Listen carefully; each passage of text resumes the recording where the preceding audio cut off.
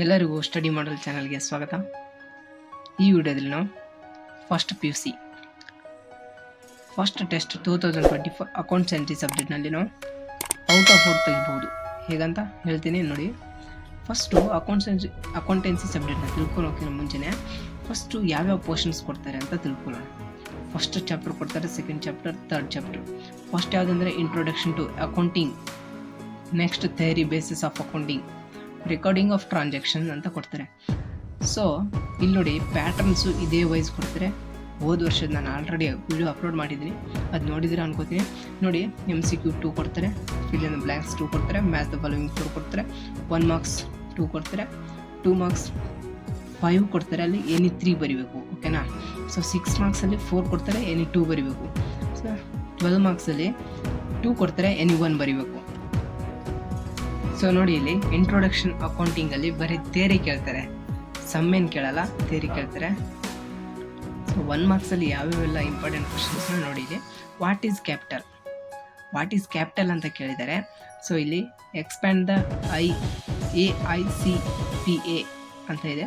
What is the accountancy, give an example of voucher ಅಂತ ಇದೆ. ನೋಡಿ ಇಲ್ಲಿ ವಾಟ್ ಈಸ್ ದ ಕ್ಯಾಪಿಟಲ್ ಅಂತ ಇದೆ ಅಲ್ವಾ. ಸೊ ಅದರ ಆನ್ಸರ್ ಈಸಿಯಾಗಿ 1 ಮಾರ್ಕ್ಸ್ ಇದೆ ಅಲ್ವಾ. ಸೊ ಈಸಿಯಲ್ಲಿ ನಾವು amount invested by the owner in the business. So expand the AICPA ಅಂತ ಇದೆ. ಅದರ ಆನ್ಸರ್ ಏನಂದರೆ American institution of certificate public accounts ಅಂತ ಇದೆ. ಸೊ ಲಾಸ್ಟಲ್ಲಿ ನಾನು ತೋರಿಸ್ತೀನಿ, ಲಾಸ್ಟಲ್ಲೆಲ್ಲ ಆನ್ಸರ್ಸ್ನ ಥೇರಿ, ಇದು ಇಂಟ್ರೊಡಕ್ಷನ್ ಟು ಅಕೌಂಟಿಂಗ್ ಇದೆ ಅಲ್ವಾ, ಮತ್ತು ಥೇರಿ ಬೇಸಿಸ್ ಅಕೌಂಟಿಂಗ್ ಇದೆ ಅಲ್ವಾ, ಅದೆಲ್ಲ ಥೇರಿ ನಾವು ಲಾಸ್ಟಲ್ಲಿ ಹಾಕ್ತೀವಿ ನೋಡಿ. ಸೊ ಫಸ್ಟು ಇದನ್ನು ತಿಳ್ಕೊಳ್ಳೋಣ, ಓಕೆನಾ. ಸೊ ಯಾವುದೆಲ್ಲ ಇಂಪಾರ್ಟೆಂಟ್ ಅಂತ. ಸೊ ಇಲ್ಲಿ ನೋಡಿ 2 ಮಾರ್ಕ್ಸಲ್ಲಿ ಡಿಫೈನ್ ಅಕೌಂಟಿಂಗ್ ಅಂತ ಇದೆ. ಸೊ ನೆಕ್ಸ್ಟಲ್ಲಿ ವಾಟ್ ಆರ್ ದ ಅಸೆಟ್ಸ್ ಇದೆ. ಇವೆಲ್ಲ ಇಂಪಾರ್ಟೆಂಟ್ ಕ್ವಶನ್ಸು ಇಷ್ಟ ಓದ್ಕೊಳ್ಳಿ, ಓಕೆನಾ. 100% ಔಟ್ ಆಫ್ ಔಟ್ ಬರುತ್ತೆ ನಿಮಗೆ. So state any to internal users of accounting information ಅಂತ ಇದೆ. ಸೊ ಅದರಲ್ಲಿ ನಾವು ಫೈನಾನ್ಸಿಯಲ್ ಆಫೀಸರ್ಸ್ ಅಂತ ಬರೀಬೇಕು. ಸೊ ವೈಸ್ ಪ್ರೆಸಿಡೆಂಟ್ ಅಂತ ಬರೀಬೇಕು, ಓಕೆನಾ. ಸೊ ಫೋರ್ತ್ ಅಂದರೆ state any two types of assets ಅಂತ ಇದೆ ಅಲ್ವಾ. ಸೊ ಅಂದರೆ ಯಾವುದೆಲ್ಲ 2 ಆದರೂ ಅಸೆಟ್ಸ್ ಟೈಪ್ ಇದೆ ಅಲ್ವಾ, ಅದನ್ನು ಬರೀಬೇಕು, ಓಕೆನಾ. ಫಸ್ಟು ಕರೆಂಟ್ ಅಸೆಟ್ ಇದೆ, ಫಿಕ್ಸ್ಡ್ ಅಸೆಟ್ ಇದೆ. ನೆಕ್ಸ್ಟ್ ಚಾಪ್ಟರ್ ನೋಡಿ ಥಿಯರಿ ಬೇಸಿಸ್ ಆಫ್ ಅಕೌಂಟಿಂಗ್, ಇದರಲ್ಲೂ ಥಿಯರಿ ಕೇಳ್ತಾರೆ, ಓಕೆನಾ. ಇಲ್ಲಿ 1 ಮಾರ್ಕ್ಸು ಎಕ್ಸ್ಪ್ಯಾಂಡ್ ದ ಗ್ಯಾಪ್ ಇದೆ. State is the second question ಏನಂದರೆ state is the base accounting equation ಅಂತ ಇದೆ. So third state any 1 basic accounting concept ಇದೆ. So state any 1 system of accounting, state any 1 basis of accounting ಅಂತ ಇದೆ. ಇದೆಲ್ಲ ನಾವು first lesson ಮತ್ತು second lesson theory ಲಾಸ್ಟಲ್ಲಿ ಹಾಕ್ತೀವಿ ನೋಡಿ, ಅದು ನೋಡ್ತಾ ಇರಿ. ಸೊ ನೆಕ್ಸ್ಟ್ ಮೇನ್ ಇಂಪಾರ್ಟೆಂಟು 2 ಮಾರ್ಕ್ಸಲ್ಲೇ ನೋಡಿ ಇಲ್ಲಿ what is the double entry system, ಇದರ ಆನ್ಸರ್ ವಿತ್ ಆನ್ಸರ್ಸ್ನು ಲಾಸ್ಟಲ್ಲಿ ಹೇಳ್ತೀವಿ. ಸೊ ಇಲ್ಲಿ ನೋಡಿ what do you mean by the accounting concept ಅಂತ ಇದೆ. ಸೊ ನೆಕ್ಸ್ಟ್ ಕ್ವಶನ್ ಏನಂದರೆ what is the matching concept, state any two accounting concept ಅಂತ ಇದೆ. ಇದು ಥಿಯರಿ ಬೇಸಲ್ಲಿ ಇಂಪಾರ್ಟೆಂಟ್ ಕ್ವಶನ್ಸು.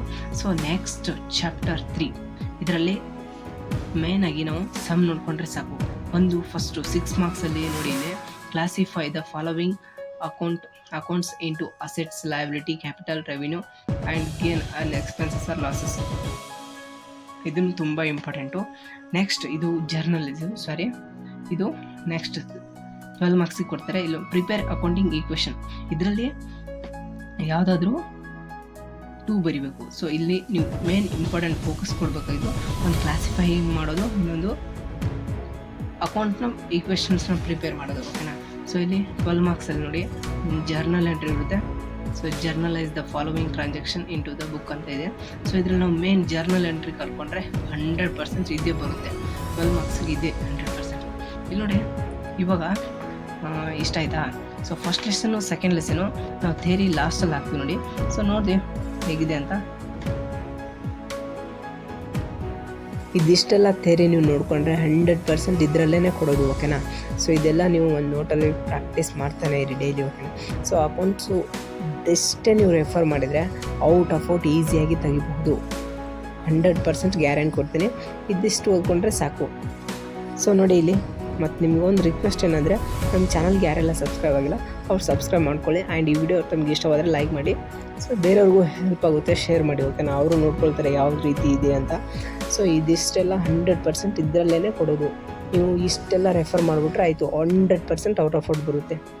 ಅಷ್ಟೊಂದು ನೀವು ಮೇನ್ ಫೋಕಸ್ ಮಾಡಬೇಕಾಗಿರೋದು ಫಸ್ಟ್ ಲೆಸನ್ನು, ಸೆಕೆಂಡ್ ಲೆಸನ್ನು.